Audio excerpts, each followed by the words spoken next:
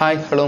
இப்போ எல்லா சோசியல் மீடியாவிலும் ஒரு விஷயம் மட்டும் ரொம்ப பரவலாக பேசப்பட்டு வருது. அதுதான் அமெரிக்க அதிபரான டொனால்ட் ட்ரம்ப்புக்கும் உக்ரைன் அதிபரான ஜெலன்ஸ்கிக்கும் 2 பேருக்கும் நடுவில் நடந்த ஒரு வாக்குவாதத்தை பற்றி தான் இப்போ போயிட்டுருக்கு. இப்போ போர் சமயத்தில் உக்ரைன் அதிபர் எதுக்காக அமெரிக்காவுக்கு போனார், அங்கே ஒயிட் ஹவுஸில் எதுக்காக வாக்குவாதம் ஏற்பட்டது, ரஷ்யா உக்ரைன் போர் ஒரு தீர்வுக்கு வருமா வராதா, அதோட அந்த ஒயிட் ஹவுஸில் என்னென்னலாம் பேசினாங்க அதை பற்றி ஃபுல் டீட்டெயிலாக நான் உங்கள்கிட்ட ஷேர் பண்ண போகிறேன். வாங்க வீடியோக்குள்ள போனால். நான் உங்கள் கோகுல், இது உங்கள் பெஹிந்திங்.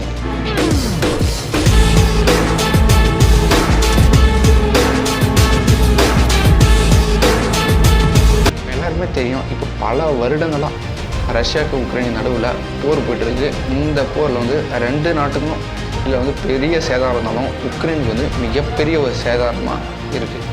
அந்த சமயத்தில் இப்போ ஒரு சில வருடங்களாகவே அமெரிக்கா உக்ரைனுக்கு சப்போர்ட் பண்ணிட்டு வராங்க. அதுக்கு மேலே இப்போ இந்த சமயத்தில் ட்ரம்ப் கூப்பிட்டதுக்காக உக்ரைன் அதிபர் ஜெலன்ஸ்கி அமெரிக்காவில் உள்ள ஒயிட் ஹவுஸ்க்கு போயிருக்காரு. அங்கே போன உடனே ட்ரம்ப் ஒரு நக்கலாக உக்ரைன் அதிபருடைய ட்ரெஸ்ஸை பார்த்து இவருடைய ட்ரெஸ் ரொம்பவே நல்லா இருக்குன்னு சொல்லியிருக்காரு. அதோடு மட்டும் நிறுத்தாமல் அங்கே இருந்த ஒரு ரிப்போர்ட்டர் வெளிப்படையாகவே கேட்டிருக்காரு, ஏன் நீங்கள் அமெரிக்காவுடைய அதிபரை பார்க்க வந்திருக்கீங்க, நீங்கள் ஒரு விருந்தாளியாக வந்திருக்கீங்க, அந்த டைமில் நீங்கள் ஏன் ஒரு கோட் ஷூட் போட்டு வரக்கூடாதா, இந்த ட்ரெஸ் போட்டு வந்துருக்கீங்களே, எங்கள் அதிபரை பாருங்கள் எப்படி கோட் ஷூட்லாம் போட்டு எப்படி இருக்காருன்னு. அதுக்கு ஜெலன்ஸ்கி உடனே ரிப்ளை கொடுத்துருக்காரு. அதுதான், என்கிட்ட ஒன்றும் கோட் ஷூட் இல்லாமலாம் இல்லை, என்கிட்ட கோட் ஷூட் இருக்குது, நான் இப்போ போர்க்களத்துலேருந்து வந்திருக்கேன், அதனால் இந்த ட்ரெஸ்ஸில் வந்திருக்கேன். இந்த போர் ஒரு முடிவு வந்த உடனே நாங்கள் கண்டிப்பாக நான் கோட் ஷூட் போடுவேன், அதுவும் ஏன் உங்களை விட ரொம்பவே நல்லா போடுவேன், அதுவும் உங்களோட காசு கம்மியாக ஒரு சீப்பாக போடுவேன்னு சொல்லியிருக்காரு. ஜெலன்ஸ்கி சொன்ன அந்த வார்த்தையில் ட்ரம்ப்புக்கு ஒரு கோவம் வந்திருக்கு. அது பிறகு வார்த்தை ஒரு 40 மினிட்ஸ்க்கு சுமூகமாக தான் போயிருக்கு. அந்த 40 மினிட்ஸ்க்கு அப்புறமா ட்ரம்ப் ஒரு கட்டளையிடுற விதமாக, ஒரு ஆர்டர் போடுற விதமாக ஜெலன்ஸ்கியை பார்த்து, உங்கள் நாட்டு மக்கள் பெரிய ஆபத்தில் இருக்காங்க, அதனால தான் நீங்கள் கண்டிப்பாக போரை நிறுத்தி தான் ஆகணும்னு ஒரு சொல்லியிருக்காரு. அதுக்கு ஜெலன்ஸ்கி, நீங்கள் யார் எனக்கு கட்டளையிடுற விதமாக நீங்கள் சொல்கிறீங்க என்ன உடனே தக்கான ஒரு ரிப்ளை கொடுத்துருக்காரு. இதில் கடுப்பான ட்ரம்ப் என்ன சொன்னார்னா, நாங்கள் மட்டும் இந்த போர் சமயத்தில் உங்களுக்கு ஹெல்ப் பண்ணலன்னா நீங்கள் வெறும் 2 வாரத்தில் ரஷ்யா மூலமாக உங்கள் நாட்டையே இழந்திருப்பீங்க, உங்கள் நாட்டை முற்றிலும் அழிச்சிருப்பாங்கன்னு சொல்லியிருக்காரு. அதுக்கு ஜெலன்ஸ்கி உடனே என்ன சொன்னார்னா, ரஷ்யா புட்டின் அவ்வளோ ஒன்றும் நல்லவர்னா கிடையாது, அவர் மிகப்பெரிய ஒரு சுயநலவாதி, அவர் ஒரு தடவை இல்லை 2 தடவை இல்லை 25 தடவை அனுமதி ஒப்பந்தத்தை டிக்ளைன் பண்ணியிருக்காருன்னு சொல்லியிருக்காரு.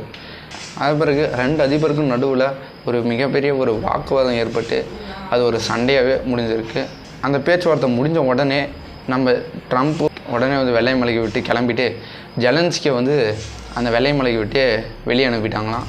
வெளியே அனுப்பின பிறகு ஜெலன்ஸ்கி லண்டனுடைய அதிபரை பார்க்குறதுக்காக போயிருக்காரு.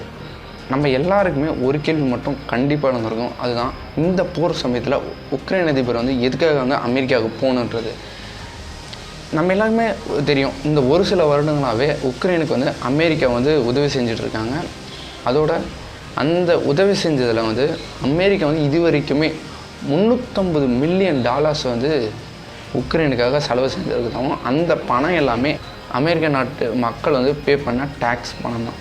அதனால் அமெரிக்கா என்ன சொல்லியிருக்காங்கன்னா, எங்கள் நாட்டில் ஆயில் அண்ட் கேஸ் மட்டும்தான் இருக்குது, எங்கள் நாட்டில் மினரல்ஸ் அந்தளவுக்கு கிடையாது, அதனால் உங்கள் நாட்டில் உள்ள மினரல்ஸ் எடுக்கிறதுக்காக நீங்கள் அனுமதி கொடுக்கணும்னு சொல்லி தான் இங்கே ஜெலன்ஸ்கி அங்கே போயிருக்காரு.